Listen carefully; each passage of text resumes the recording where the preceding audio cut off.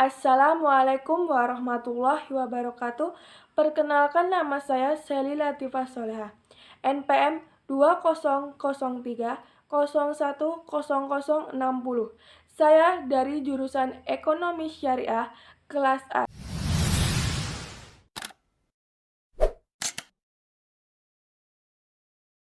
Di sini saya ingin menjelaskan materi tentang etika politik berdasarkan Pancasila. Berikut penjelasan dari saya. Etika politik berdasarkan Pancasila. Pancasila sebagai suatu sistem filsafat pada hakikatnya merupakan suatu nilai sehingga merupakan sumber dari segala penjabaran norma, baik norma hukum, norma moral, maupun norma kenegaraan lainnya. Dalam filsafat, Pancasila terkandung di dalamnya suatu pemikiran-pemikiran yang bersifat kritis, mendasar, rasional, sistematis, dan komprehensif. Dan sistem pemikiran ini merupakan suatu nilai. Oleh karena itu, suatu pemikiran filsafat tidak secara langsung menyajikan norma-norma yang merupakan pedoman dalam suatu tindakan atau aspek praksis, melainkan suatu nilai-nilai yang bersifat mendasar. Pengertian etika. Sebagai suatu usaha ilmiah, filsafat dibagi menjadi beberapa cabang menurut lingkungan bahasanya masing-masing. Cabang-cabang itu dibagi menjadi dua kelompok bahasan pokok, yaitu filsafat teoritis dan filsafat praktis. Kelompok pertama mempertanyakan segala sesuatu yang ada, sedangkan kelompok kedua membahas bagaimana manusia bersikap terhadap apa yang ada tersebut. Jadi, filsafat teoritis mempertanyakan dan berusaha mencari bagaimana manusia bersikap terhadap apa yang ada tersebut. Jadi, filsafat teoritis mempertanyakan dan berusaha mencari jawabannya tentang segala sesuatu. Misalnya, hakikat manusia, alam, hakikat realitas sebagai suatu keseluruhan, tentang pengetahuan, tentang apa yang kita ketahui, tentang yang transenden, dan lain sebagainya. Dalam hal ini, filsafat teoritis pun juga mempunyai maksud-maksud dan berkaitan erat dengan hal-hal yang bersifat praktis, karena pemahaman yang dicari menggerakkan kehidupannya. Pengertian nilai. Nilai atau value termasuk bidang kajian filsafat. Persoalan-persoalan tentang nilai dibahas dan dipelajari salah satu cabang filsafat, yaitu filsafat nilai. Filsafat sering juga diartikan sebagai ilmu tentang nilai-nilai. Istilah nilai di dalam bidang filsafat dipakai untuk menunjuk kata benda abstrak yang artinya keberhargaan atau kebaikan, dan kata kerja yang artinya suatu tindakan kejiwaan dalam menilai atau melakukan penilaian. Hierarki nilai. Terdapat berbagai macam pandangan tentang nilai. Hal ini sangat bergantung pada titik tolak dan sudut pandangnya masing-masing dalam menentukan tentang pengertian serta hierarki nilai. Misalnya, kalangan materialis memandang bahwa nilai yang tertinggi adalah nilai material. Kalangan hedonis berpandangan bahwa nilai yang tertinggi adalah nilai kenikmatan. Pada hakikatnya, segala sesuatu itu bernilai. Hanya nilai macam apa yang ada serta bagaimana hubungan nilai tersebut dengan manusia. Banyak usaha untuk menggolong-golongkan nilai tersebut, dan penggolongan tersebut amat beraneka ragam, tergantung pada sudut pandang dalam rangka penggolongan tersebut. Nilai dasar, nilai instrumental, dan nilai praktis. Dalam kaitannya dengan derivasi atau penjabarannya, maka nilai-nilai dapat dikelompokkan menjadi 3 macam, yaitu nilai dasar, nilai instrumental, dan nilai praktis. Nilai dasar. 1. Nilai dasar. Walaupun nilai memiliki sifat abstrak, artinya tidak dapat diamati melalui indera manusia, namun dalam realisasinya, nilai berkaitan dengan tingkah laku atau segala aspek kehidupan manusia yang bersifat nyata. Namun demikian, setiap nilai memiliki nilai dasar atau bahasa ilmiahnya disebut dasar ontologis, yaitu merupakan hakikat esensi, intisari, atau makna yang terdalam dari nilai-nilai tersebut. 2. Nilai instrumental. Untuk dapat direalisasikan dalam suatu kehidupan praksis, maka nilai dasar tersebut di atas harus memiliki formulasi serta parameter atau ukuran yang jelas. Nilai instrumental inilah yang merupakan suatu pedoman yang dapat diukur dan dapat diarahkan. Bila mana nilai instrumental tersebut berkaitan dengan tingkah laku manusia dalam kehidupan sehari-hari, maka hal itu akan merupakan suatu norma moral. 3. Nilai praksis. Nilai praksis pada hakikatnya merupakan penjabaran lebih lanjut dari nilai instrumental dalam suatu kehidupan yang nyata. Sehingga nilai praksis merupakan perwujudan dan nilai instrumental itu dapat juga dimungkinkan berbeda-beda wujudnya. Namun demikian, tidak bisa menyimpang atau bahkan tidak dapat bertentangan. Artinya, oleh karena nilai dasar, nilai instrumental, dan nilai praksis itu merupakan suatu sistem perwujudannya tidak boleh menyimpang dari sistem tersebut. Pengertian politik.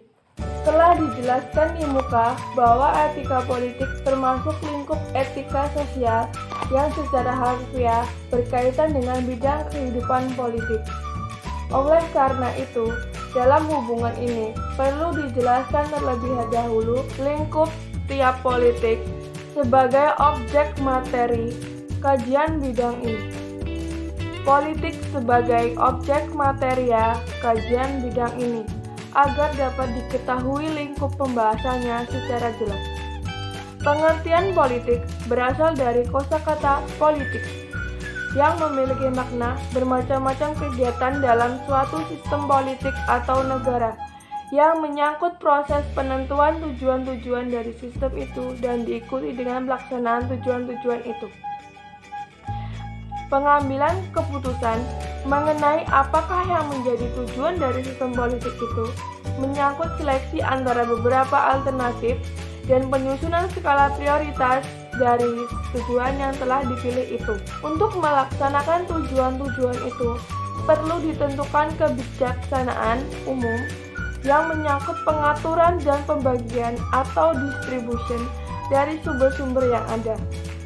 Untuk melaksanakan kebijaksanaan itu, diperlukan suatu kekuasaan dan kewenangan yang akan dipakai baik untuk membina kerja maupun untuk menyelesaikan konflik yang mungkin timbul dalam proses ini. Cara-cara yang dipakai dapat bersifat persuasi dan jika perlu dilakukan suatu pemaksaan tanpa adanya suatu paksaan kebijaksanaan hanya merupakan perumusan keinginan belaka yang tidak akan pernah terwujud. Politik selalu menyangkut tujuan-tujuan dari seluruh masyarakat dan bukan tujuan pribadi seseorang. Selain itu, politik menyangkut kegiatan berbagai kelompok termasuk partai politik, lembaga masyarakat maupun perseorangan. Berdasarkan pengertian pokok tentang politik, maka secara operasional, bidang politik menyangkut konsep-konsep pokok yang berkaitan dengan negara, kekuasaan, pengambilan keputusan, kebijaksanaan, pembagian, serta alokasi. Dimensi politis manusia. Manusia sebagai makhluk individu sosial, berbagai paham antropologi memandang hakikat sifat kodrat manusia dari kacamata yang berbeda-beda. Paham individualisme yang merupakan cikal bakal paham liberalisme memandang manusia sebagai makhluk hidup yang bebas. Konsekuensinya, dalam setiap kehidupan masyarakat, bangsa, maupun negara, dasar ontologis ini merupakan dasar moral politik negara. Segala hak dan kewajiban dalam kehidupan bersama senantiasa diukur berdasarkan kepentingan dan tujuan berdasarkan paradigma sifat kodrat manusia. Sebaliknya, kalangan kolektivisme yang merupakan cikal bakal sosialisme dan komunisme, memandang sifat kodrat manusia sebagai makhluk sosial saja. Dimensi politis kehidupan manusia. Dalam kehidupan manusia, secara alamiah, jaminan atas kebebasan manusia, baik sebagai individu maupun makhluk sosial sulit untuk dapat dilaksanakan, karena terjadinya perbenturan kepentingan di antara mereka, sehingga terdapat suatu kemungkinan terjadinya anarkisme dalam masyarakat. Dalam hubungan inilah, manusia memerlukan suatu masyarakat hukum yang mampu menjamin hak-haknya. Dalam masyarakat itulah yang disebut negara. Oleh karena itu, berdasarkan sifat kodrat manusia sebagai makhluk individu dan makhluk sosial, dimensi politis mencakup lingkungan, kelembagaan, hukum dan negara, sistem-sistem nilai serta ideologi yang memberikan legitimasi kepadanya. Nilai-nilai Pancasila sebagai sumber etika politik. Sebagai dasar filsafat negara, Pancasila tidak hanya merupakan sumber derivasi peraturan perundang-undangan, melainkan juga merupakan sumber moralitas, terutama dalam hubungannya dengan legitimasi kekuasaan, hukum serta berbagai kebijakan dalam pelaksanaan dan penyelenggaraan negara. Sila pertama, ketuhanan yang Maha Esa, serta sila kedua, kemanusiaan yang adil dan beradab, adalah merupakan sumber nilai-nilai moral bagi kehidupan kebangsaan dan kenegaraan.